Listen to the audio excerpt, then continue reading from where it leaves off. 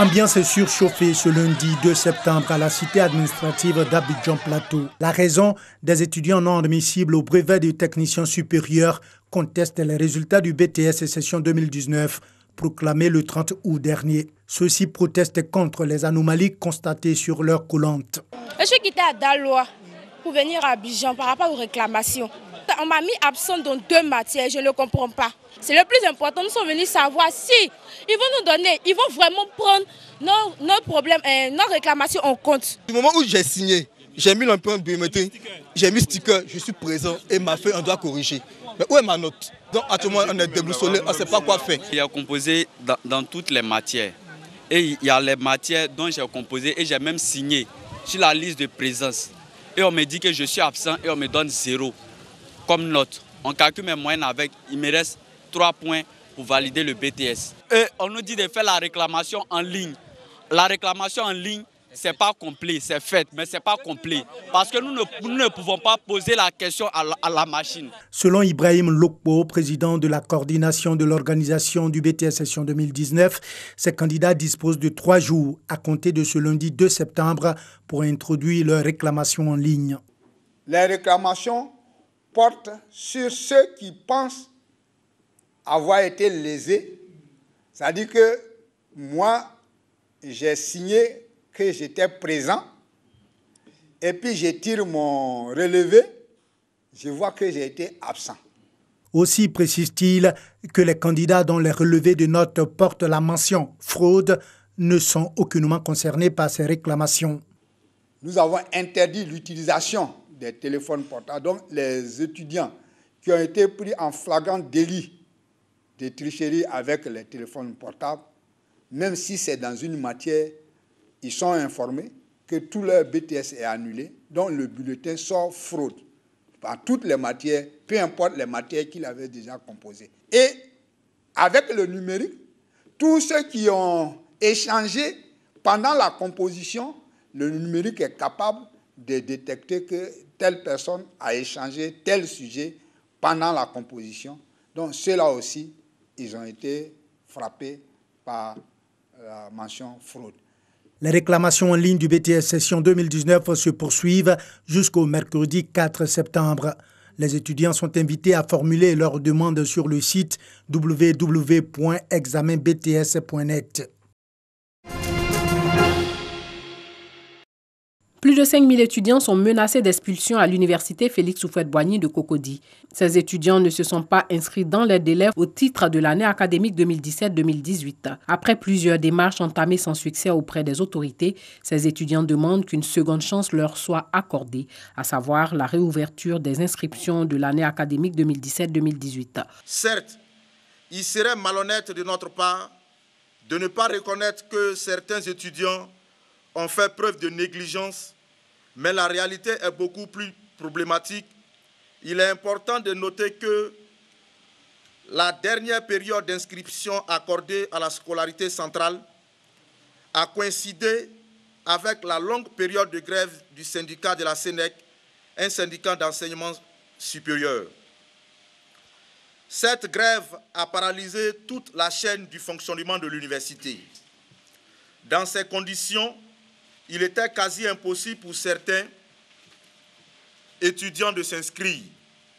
Ces derniers ont donc espéré qu'en tenant compte de cette situation atténuante, l'administration allait proroger le délai une fois que le calme serait revenu sur l'espace universitaire.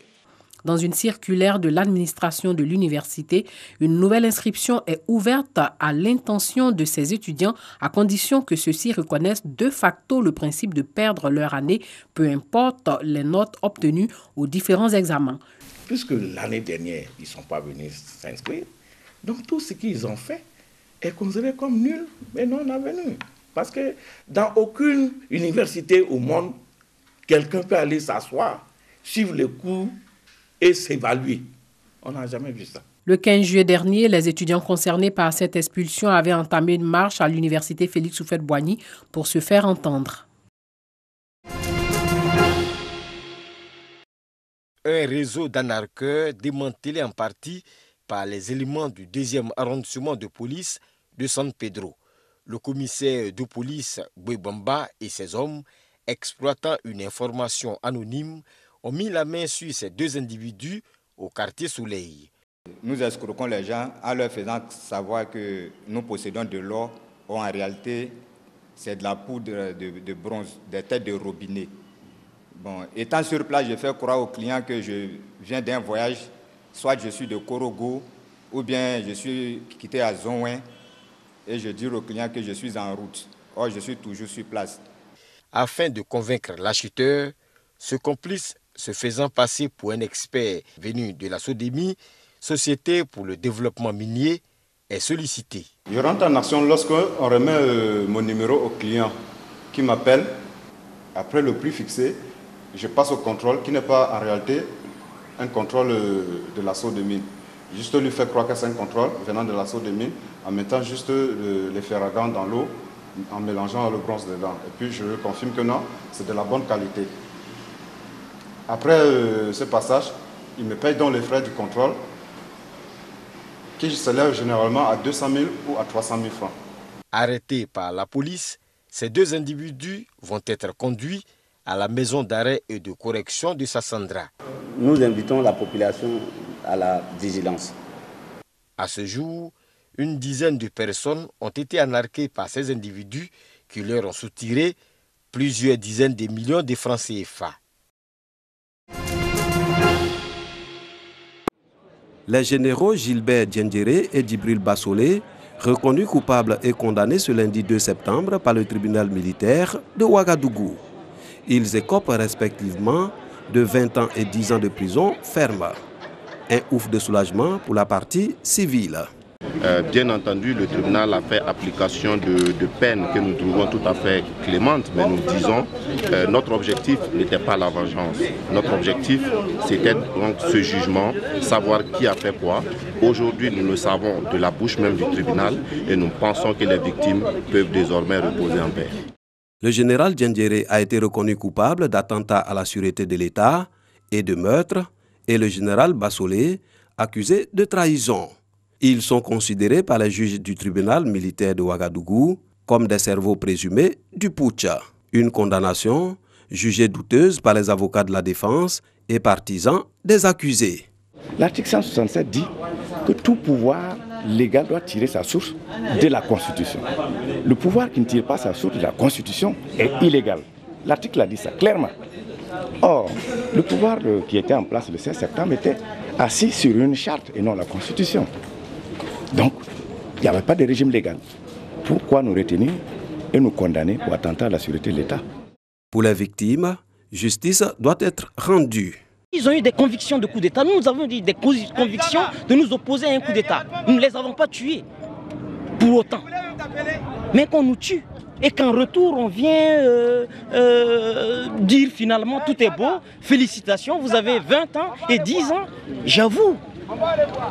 Ces faits qui étaient reprochés à mon leader Bassolé, attentat à la sûreté de l'État, à l'unanimité, le tribunal a trouvé qu'il n'est ni auteur ni complice. Par contre, et par curiosité, il lui est reproché d'avoir trahi. Donc moi je voudrais bien comprendre, il a trahi qui, comment et à quel moment, avec une peine assortie de 10 ans de prison ferme. Donc je marque ma désapprobation totale vis-à-vis de ce verdict. 14 morts et 270 blessés ont été enregistrés lors de ce putsch en 2015 à Ouagadougou, au Burkina Faso. Le régime de sécurité présidentielle avait tenté le 16 septembre 2015 de renverser le gouvernement de transition. L'Afrique du Sud a été le théâtre hier lundi d'une nouvelle vague de violence et de pillage à caractère xénophobe à Johannesburg, la plus grande ville du pays, puis à Pretoria, la capitale. Pendant plusieurs heures, des centaines de personnes, souvent armées de gourdins et de pierres, ont incendié et dévalisé des magasins dans plusieurs rues du centre de Johannesburg, un quartier défavorisé régulièrement en proie à l'insécurité. La police est intervenue avec des gaz lacrymogènes et des tirs de balles en plastique pour disperser les émeutiers. Ces émeutes ont débuté dimanche soir après la mort de 3 personnes dans l'incendie encore inexpliqué d'un bâtiment du centre-ville avant de se propager à d'autres endroits de la ville, puis à Pretoria, à une 60aine de kilomètres. Au moins 70 personnes ont été interpellées lundi dans la seule mégalopole de Johannesburg. L'Afrique du Sud est le théâtre régulier de violences urbaines qui visent souvent les communautés immigrées accusées d'être responsables des difficultés de son économie et de son taux de chômage à record, 29%. Le ministre sud-africain de la police, Bheki Cele, a estimé que les violences de lundi relevaient davantage de la criminalité que de la xénophobie.